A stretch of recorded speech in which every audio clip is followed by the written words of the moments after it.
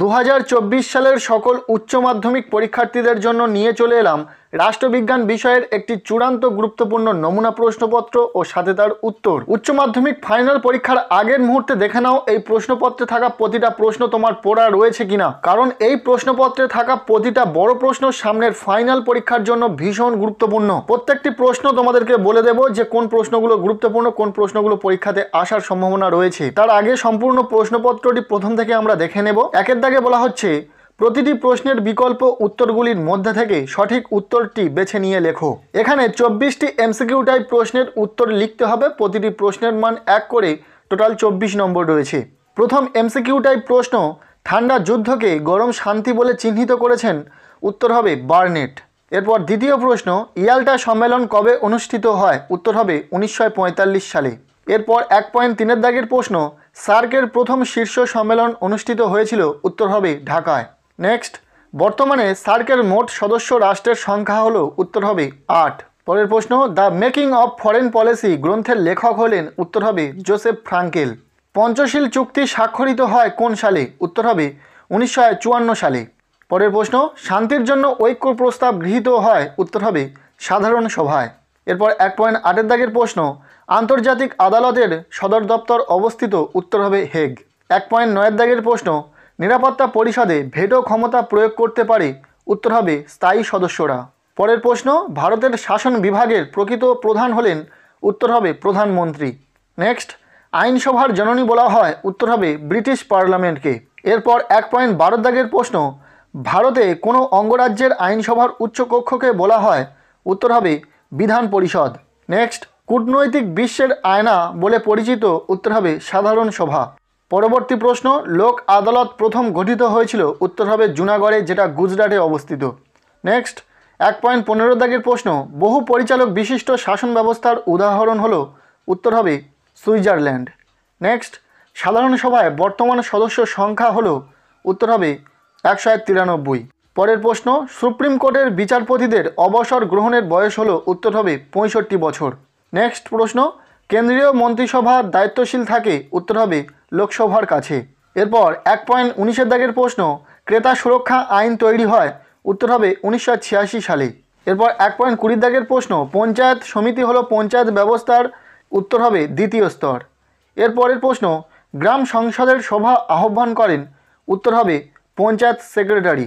1.22 দাগের প্রশ্ন, পঞ্চায়েত সমিতির কার্যনির্বাহী আধিকারিক হলেন, উত্তর হবে বিডিও। নেক্সট 1.23 দাগের প্রশ্ন, কলকাতা কর্পোরেশনের ওয়ার্ড সংখ্যা হলো, উত্তর হবে 144। এরপর 1.24 দাগের প্রশ্ন, অর্থাৎ এমসিকিউ টাইপ শেষ প্রশ্ন, পঞ্চায়েত ব্যবস্থার সর্বনিম্ন স্তর, উত্তর হবে গ্রাম পঞ্চায়েত। এই ছিল 24টি এমসিকিউ টাইপ প্রশ্ন একের দাগ থেকে। এরপর দেখে নেব 2 দাগ, যেখানে বলা হচ্ছে, নিম্নলিখিত প্রশ্নগুলির অতি সংক্ষিপ্ত উত্তর দাও, বিকল্প প্রশ্নগুলি লক্ষণীয়। অর্থাৎ এখানে এসকিউ টাইপ 16টি প্রশ্নের অ্যান্সার করতে হবে। প্রতিটি প্রশ্নের মান 1 করে, টোটাল 16 নম্বর রয়েছে। আবার এখানে কিছু প্রশ্নের তোমরা অথবা প্রশ্ন পেয়ে যাবে। প্রথম প্রশ্ন, স্পিরিট অব দি লজ গ্রন্থটি কার লেখা, এর অথবা দিয়ে যে প্রশ্নটি রয়েছে, দ্বিমেরুকরণ কাকে বলে। নেক্সট 2.2 দাগের প্রশ্ন, ঠান্ডা লড়াই বলতে কি বোঝো। পরের প্রশ্ন, সম্মিলিত জাতিপুঞ্জের স্থায়ী সচিবালয় কোথায় অবস্থিত। নেক্সট, NAM এর পুরো কথাটি কি। 4 অথবা দাগের প্রশ্ন, নাটো এর পুরো কথাটি কি। পরের প্রশ্ন 2.5 দাগে, খুদে জেলাশাসক কাকে বলা হয়। পরের প্রশ্ন, ন্যায় পঞ্চায়েত বলতে কি বোঝো। এর অথবা দাগের প্রশ্ন, ওয়ার্ড কমিটি কি। এখানে থাকা প্রতিটি এসকিউ টাইপ প্রশ্ন ভীষণই গুরুত্বপূর্ণ, কাজেই প্রতিটি প্রশ্নের উত্তর রেডি করে খুব ভালো করে পড়ে নেবে। পরের প্রশ্ন, আমলাতন্ত্র বলতে কি বোঝো। 2.8 দাগের প্রশ্ন, সনদ কাকে বলে। এর অথবা দিয়ে যে প্রশ্নটি রয়েছে, ভেটো কি। 2.9 দাগের প্রশ্ন, কত সালে আটলান্টিক সনদ স্বাক্ষরিত হয়। পরের প্রশ্ন, অর্পিত ক্ষমতা প্রসূত আইনের সংজ্ঞা দাও। নেক্সট, কিচেন ক্যাবিনেট কাকে বলে।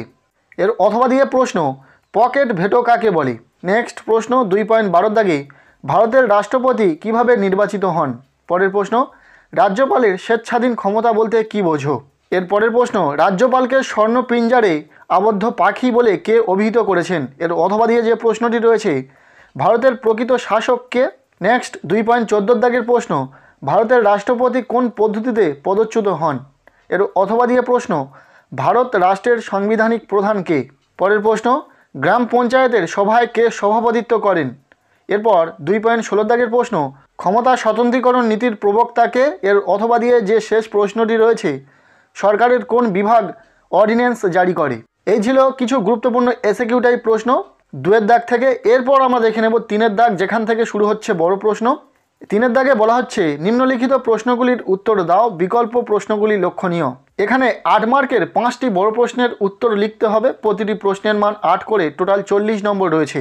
এই প্রশ্নপত্রে যে প্রশ্নগুলো রয়েছে, প্রতিটা বড় প্রশ্ন কিন্তু ভীষণ গুরুত্বপূর্ণ। 2024 সালের পরীক্ষাতে আসার মতো প্রশ্ন, কাজেই প্রতিটা প্রশ্ন খুব ভালো করে পড়ে নেবে। আর কাদের কাদের এই প্রশ্নগুলো পড়া কমপ্লিট রয়েছে অবশ্যই কমেন্টের মাধ্যমে জানাবে। প্রথম যে গুরুত্বপূর্ণ প্রশ্নটি রয়েছে সেটি হলো, আন্তর্জাতিক সম্পর্কের সংজ্ঞা দাও। আন্তর্জাতিক সম্পর্ক ও আন্তর্জাতিক রাজনীতির মধ্যে পার্থক্য লেখো। ভীষণ গুরুত্বপূর্ণ একটি প্রশ্ন, পরীক্ষাতে আসার সম্ভাবনা খুব বেশি রয়েছে, তাই খুব ভালো করে পড়ে যাবে। এটি কিন্তু 8 মার্কের জন্য খুবই গুরুত্বপূর্ণ একটি প্রশ্ন। এরপর 1-এর অথবা দিয়ে যে প্রশ্নটি রয়েছে, বিশ্বায়ন কাকে বলে? বিশ্বায়নের বিভিন্ন রূপ সম্পর্কে আলোচনা করো। এই দুটি প্রশ্ন কিন্তু 1-এর দাগ থেকে ভীষণ গুরুত্বপূর্ণ। যে কোনো একটি প্রশ্ন কিন্তু তোমরা পরীক্ষাতে দেখতে পেতে পারো, কাজেই খুব ভালো করে প্রশ্ন দুটি পড়ে নেবে। এরপর 2-এর দাগের প্রশ্ন, গান্ধীজির সত্যাগ্রহ সম্পর্কিত ধারণাটি আলোচনা করো। এই প্রশ্নটিও ভীষণই ইম্পর্টেন্ট। এরপর 2-এর অথবা দিয়ে যে প্রশ্নটি রয়েছে, কার্ল মার্কসের ঐতিহাসিক বস্তুবাদ তত্ত্বটি আলোচনা করো। খুব ভালো করে পড়ে যাবে, এই প্রশ্নটাও গুরুত্বপূর্ণ রয়েছে। নেক্সট 3 নম্বর প্রশ্ন, ক্ষমতা স্বতন্ত্রীকরণ নীতির পক্ষে বিপক্ষে যুক্তি দাও। এই প্রশ্নটিও পরীক্ষার জন্য ভীষণ গুরুত্বপূর্ণ। এই প্রশ্নপত্রে থাকা প্রতিটা বড় প্রশ্ন ভীষণ গুরুত্বপূর্ণ পরীক্ষার জন্য, তাই এই প্রশ্নপত্রে থাকা প্রতিটা প্রশ্ন খুব ভালো করে পড়বে, কোনো প্রশ্ন বাদ দেবে না। 3-এর অথবা দাগের প্রশ্ন, এক কক্ষ বিশিষ্ট আইনসভার পক্ষে ও বিপক্ষে যুক্তি দাও। 3-এর দাগ থেকে এই দুটি প্রশ্ন খুব ভালো করে দেখে যাচ্ছ।